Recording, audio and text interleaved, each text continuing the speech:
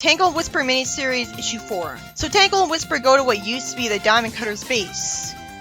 So what was the point of them being named Diamond Cutters if against all common sense, their team had nothing to do with diamonds? What a terrible name. I thought they'd be Diamond Smugglers or something.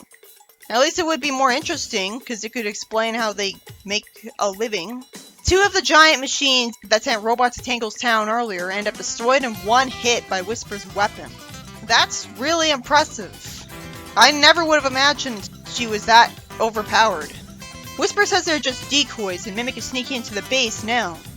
I wish it was explained that them being decoys is why they're destroyed so easily. Tangle reveals that the plan isn't for her to fight the robots at her side. Wouldn't splitting up mean that they'd be much more easily manipulated by Mimic? Because Mimic could pretend to be one of them? I mean, come on.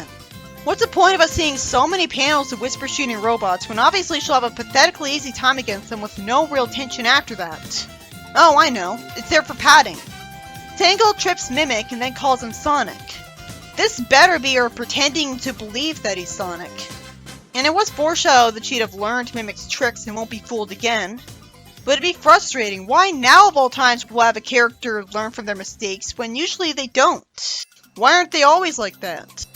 He tells her a lie and she looks suspicious and says cool. She better actually be suspicious. This isn't good tension, I'm just mad at her. She turns out she does know he's not Sonic and she tries to guilt him with holograms of Whisper's friends congratulating him. And Mimic says that they weren't even his friends, just a means to an end. Good writing would have him explain why he wasn't attached to them. Instead, I'm wondering why they ever trusted and bonded with a blatant cartoon villain.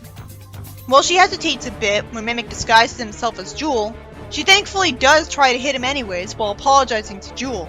But by then she's waited long enough for him to easily get out of the way and call her a useful distraction he's done with. He gets attacked, and he calls it a cheap shot for some arbitrary reason, and after they fight a little, Tangle gets threatened with a knife and Whisper shows up. A Whisperer called Blue is told that he hated violence and is guilted into not fighting him when he's clearly a bad guy who deserves it. I wish these characters were smarter. He sends Whisper to the floor after a while. Lucky for him, he's a much smaller target than those giant bug machines and she's holding back for Tangle's sake. Tangle defeats him with her tail by wrapping him around with it, and Whisper has to be talked out of killing him with her Wisp-On. Surprisingly calmly, as Tangle just says that it'd be more humiliating to him if he had to live with the shame of being caught and defeated by her. Tangle says that she knows just the genius to deal with him. They've already defeated him? He says that he wishes Whisper had killed him instead, as his long purple hair makes me think of the purple echidnas. Tails says that he built this test chamber to run models through all sorts of artificial climate and atmospheric conditions, and there's no way he's getting out of there. Why did he make that chamber before he knew it'd be a cell later? What made him think this was more useful than inventing a caffeine pill to eliminate the need for sleep? American Dad had the CIA invent that, but Tails isn't smarter than them apparently. Wouldn't he like to eliminate his own need to sleep so he could stay up making inventions all night? I was already thinking that it'd be predictable the Mimic would escape.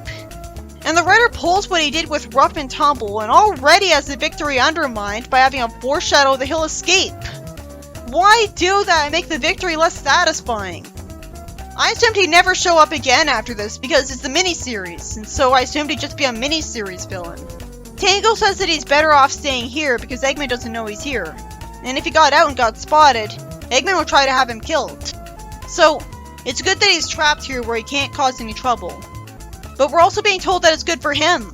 Rick and Morty would have just killed him off so that I'd never have to worry about him showing up in the comic again. He's not a likable character. We could have a second shapeshifter villain show up. Tails says he'll have the cell transported to the nearest prison as soon as he can. Oh, I'm glad this was explained. So that's why I won't be seeing the lab. I'm pleasantly surprised that it actually went with the logical route and Tails didn't plan on keeping this jerk in his house. Whisper thanks him and tells him not to open the cell. The story ends with Tangle agreeing to come along with Whisper fighting Eggman. This miniseries was by Ian Flynn.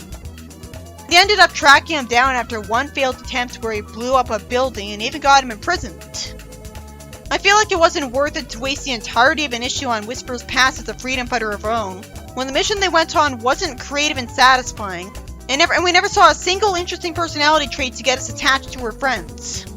So her whole past could have been just summed up with that one panel if we were only going to see 2 missions anyways. I was impressed by how fast the pacing was in the 4th issue. I was only a few minutes into the review and already the fight was over.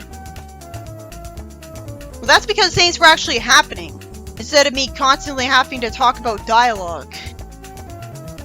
Long story short, this miniseries is really boring, because it stretches out a plot that could have easily just been 1 issue to 4, partially with idiot balls. It's mostly just a story about Whisper, while Tangle is just along for the ride. But the friendship is touching because of how nice Tangle is to Whisper, even in the face of how quiet Whisper is. And Whisper is sympathetic. So they have a good friendship and Whisper is sympathetic. Go figure. So I know what gives it its appeal. But I was so impatient for it to end the whole time.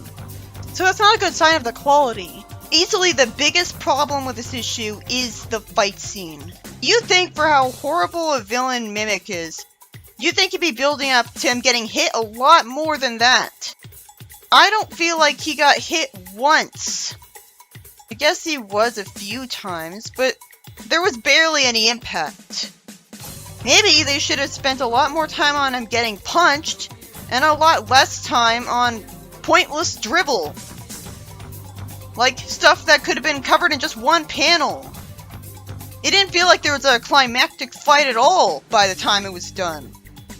There was nothing. I saw a better fight scene in the Looney Tunes show. I'm serious.